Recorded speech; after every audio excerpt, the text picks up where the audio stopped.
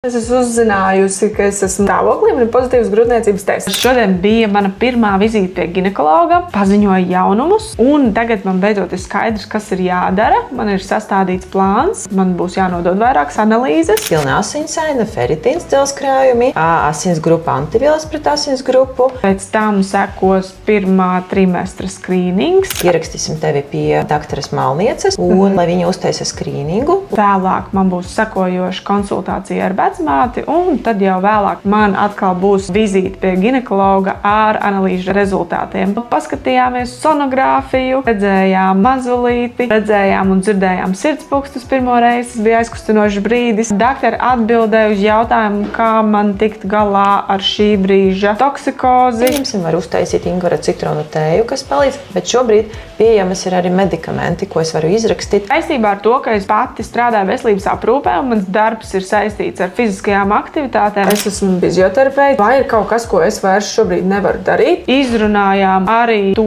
kam ir jāpievērš uzmanība saistībā ar manu pašsajūtu un manu jauno stāvokli. Ja tu jūties ne īsti labi, tad tu sāc ar 40% un lēniņam kāpini līdz brīdim, kad tu jūti, ka tas vairs nesagada baudu. Ko es varu darīt un ko es nevaru darīt. Līdz ar to man tagad ir tāds liels sirdsmiers, ir skaidrs vadlīnijas un tāda vispārēja skaidrība par turpmāko dzīvi.